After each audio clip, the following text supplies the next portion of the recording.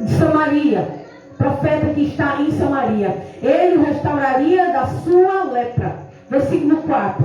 Então entrou Naamã e o notificou, falou à menina que é da terra de Israel. E então disse o rei da Síria: vai, anda enviar uma carta ao rei de Israel. E foi e tomou na sua mão 10 talentos de prata e 6.000 ciclos de ouro e 10 mudas de veste. E levou a carta ao rei da Síria, dizendo: logo em chegando a ti esta carta, para que te restaure da sua lepra. E sucedeu que, lendo o rei de Israel a carta, rasgou as suas vestes e disse: sou eu Deus para matar e para vivificar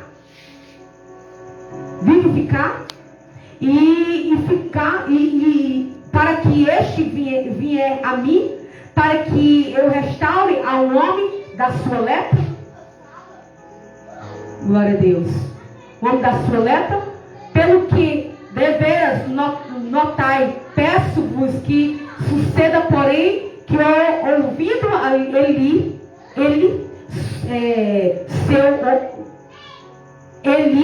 Eliseu, homem de Deus, que o rei de Israel rasgara as suas vestes. E mandou dizer ao rei porque rasgara as suas vestes. E deixou deixe vir a mim, e saberá que há profeta em Israel. E veio, pois, Naamã com os seus cavalos e com o seu carro, e parou à porta da casa de Eliseu. E então, vou ler só mais esse versículo, irmãos. Então Eliseu lhe mandou um mensageiro dizendo: vai e lava-te 7 vezes no Jordão, e a tua carne te será tomará e ficará purificada. Glória a Deus. Pai, em nome de Jesus, nós queremos apresentar essa palavra, Senhor, diante do Senhor. Queremos apresentar, Senhor, cada vida que está aqui essa noite. Que o Senhor possa ministrar, Senhor, no nosso coração. Que o Senhor possa ministrar no coração de cada vida que está aqui nesse momento. Porque a tua palavra, Senhor, ela é transmissão, Senhor, para que todas as pessoas possam ouvir, possam aplicar, possam viver, possam, Senhor, participar, Senhor, possa ser curado, possa ser liberto, possa entender o propósito, Senhor, sobre cada vida. Que o Senhor possa ter liberdade de todo mal, já repreendo, da autoridade que é o nome de Jesus.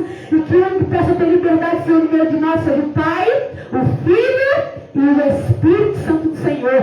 Por isso, toma, Senhor, agora, Pai, a minha vida e ministra sobre o coração de cada vida que está aqui essa noite. No nome de Jesus Cristo, quem crê, diga amém. Amém. Mas minha vida estava um pouco embaçada, por causa está suave. Mas enfim, glória a Deus. Amada, essa palavra aqui, eu vou falar sobre um certo homem, que a palavra do Senhor vai dizer que ele era o chefe do exército da Síria. Então, esse Naamã, ele não era do povo de Israel. Então, ele estava ali, amado, e ele tinha ganhado uma luta. O Senhor tinha dado uma vitória ali, aquele povo sírio. Amém? Porque o povo de Israel, amado, era um povo inconstante. Assim como muitas vezes nós também somos, né? Começamos algo, às vezes paramos, começamos a ir, paramos, começamos a fazer algo para o Senhor, e de repente paramos. Ali também o povo de Israel tinha essa mesma inconstância. Então a palavra do Senhor diz que muitas vezes eles saíam do propósito, eles adoravam outros ídolos, muitas vezes eles adoravam a demônios, e ali, naquela ocasião, o Senhor, ele deu vitória ao povo sírio. E a palavra do Senhor que diz que ali o Naamã era um homem reconhecido. Naamã era um chefe ali do exército, e ele tinha ganhado aquela guerra, aquela batalha contra o povo de Israel. E a palavra do Senhor também diz, amados, que Naamã, ele era reconhecido em todo o território. E ele leva uma menina levada cativo. Aquela menina, irmãos, era uma menina israelita. Era apenas uma menina que estava sendo levada ali como escrava. Eles tinham ganhado ali aquela guerra e estavam levando aquela criança que era uma menina. A Bíblia fala que era uma menina, apenas uma menina. E tudo que Deus faz, amado, tem um propósito aqui sobre a terra. A gente olha para esse texto e vê que é um texto do Antigo Testamento. Mas ainda hoje esse texto fala comigo e também com você. Aqui nesse texto diz que Naamã, ele levava aquela menina, e isso tudo tinha um propósito. Aquela menina, amada, ela foi levada na casa de Naamã. A sua senhora ficou ali cuidando, ao cuidado daquela menina. E aquela menina, amada, era uma menina muito preciosa aos olhos do Senhor, porque ela conhecia quem eram os profetas de Israel. E ela vai dizer: se o meu Senhor conhecesse o profeta que há em Israel. E aquela menina, amada, proclama aquilo porque ela queria que Naamã fosse curado. Muitas das vezes, amada, Deus, ele precisa começar a trabalhar no nosso coração, porque às vezes até no nosso pensamento nós pensamos coisas ruins. E a palavra do Senhor diz, amada, aquela menina tinha sido levada escrava. Aquela menina tinha sido levada, amada, para viver ali, longe dos seus familiares, longe da sua parentela, da sua cidade. E ela tinha ido morar num lugar de terras estranhas. Aquela menina ia ser escrava do povo ali de Naamã. Agora você imagine, irmãos, uma criança sendo levada da sua casa. Você imagine uma criança sendo levada do seio familiar. Né? Vivemos uma nova geração hoje em dia que vamos se dizer que fazem o que querem. Mas naquela época, amada, não era bem assim. Não era o povo de Israel, era o povo que vivia de luta e de batalhas e guerras travadas. E aquela menina, amada, ela é boca de Deus naquela ocasião. Aquela menina, amada, quando ela vê a situação do seu Senhor, ou de Naamã, porque Naamã, por fora, ele era uma pessoa bem parecida. Mas Naamã, por dentro, ele era leproso. Naamã, com certeza, quando ia para as batalhas, ele vestia, com certeza, o seu colete, ele vestia ali seu fardamento, ele colocava a sua armadura, ele colocava o seu capacete, ele colocava as suas vestimentas de batalha, de guerra, mas por dentro, mas no seu corpo, Naamã era leproso. E trazendo muitas vezes para nós, amados, a lepra significa também pecado. Naamã, aparentemente, quando as pessoas olhavam para ele, ele era um homem de porte, ele era um homem reconhecido, ele era um homem, amados, que vencia ali guerras naqueles lugares. Então ele era um homem de bem da sociedade, ali reconhecido no meio da sociedade. Mas quando Naamã chegava em casa, quem conhecia ele? Aquela menina. Quem conhecia Naamã? A sua esposa. Quem conhecia Naamã? Os que viviam em casa, os criados de casa. Às vezes a gente lá de fora, a gente transparece muito, sim ou não, irmãos? Demais, né? Muitas vezes a gente passa ali, finge acolá, mas diante de Deus, ninguém se esconde. Ninguém. Deus, ele sonda o meu coração, a intenção do meu coração. Quando eu abro a boca, quando eu fecho os olhos, quando eu me levanto, quando eu me deito. Salmos te dizia: deitei e me acordei, porque o Senhor me sustentou. E ele me sustentou por quê? Porque é misericordioso. Ele é misericordioso na nossa vida. Então o Senhor, não deitar e levantar, ele nos conhece e nos sonda, irmão. Ele sabe quando nós somos desobedientes, ele sabe quando às vezes nós estamos em pecado, ele sabe e ele conhece o nosso coração. Então, Naamã, no meio da sociedade, ninguém via a lepra dele, mas quando ele ia para o campo de batalha, ele era vencedor para aquela população. Mas quando ele entrava dentro de casa, quem via? A escrava via, irmãos. Aquela menina que tinha sido levada ali ao cativeiro, aquela criança conhecia quem era Naamã, porque em casa quem nós somos é revelado. Essa criança, amada, ela abre a boca como boca de Deus. E ela revela o que havia em Israel. Ela revela que havia alguém que poderia curar Naamã. Ela revela o poder do nosso Deus. O que ele poderia fazer na vida de Naamã. E Naamã, amado. E Naamã, ele era um homem reconhecido. Porém, ele era leproso. Naamã ouve aquilo ali. Naamã vai até o seu Senhor. E Naamã pede uma carta. E o seu Senhor dá carta a ele. Para ele ir para onde? Para ir para Israel. Muitas das vezes, amados, para nós receber a nossa cura, nós precisamos dar passos ao encontro do Senhor. Tem vezes que o Senhor pode visitar a nossa casa, a nossa vida, mas muitas das vezes nós precisamos dar passos ao encontro do nosso Deus. Naamã, amados, ele precisava ir até Israel. Ele precisava se deslocar na cidade dele, da localidade dele, da casa dele, do conforto dele, da onde ele era reconhecido, para ele ir em uma terra estranha, onde ninguém o reconhecia. Naamã, ele sai e ele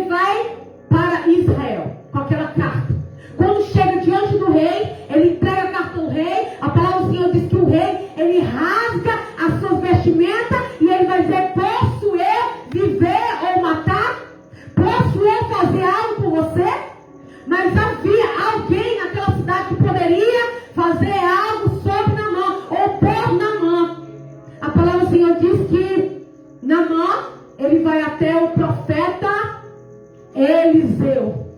O profeta Eliseu, irmãos, era muito conhecido, porque era um homem de Deus. Ali onde ele passava, a casa, as familiares, quem passava por ali sabia quem era Eliseu. Eliseu era um homem de Deus, que Deus usava ele grandemente. Mas Naamã vai até aquele lugar. Para ele ir até aquele lugar, irmãos, era humilhação. Porque ele estava em terras estranhas. Ninguém conhecia, não era reconhecido ali naquele lugar. Mas ele vai até lá.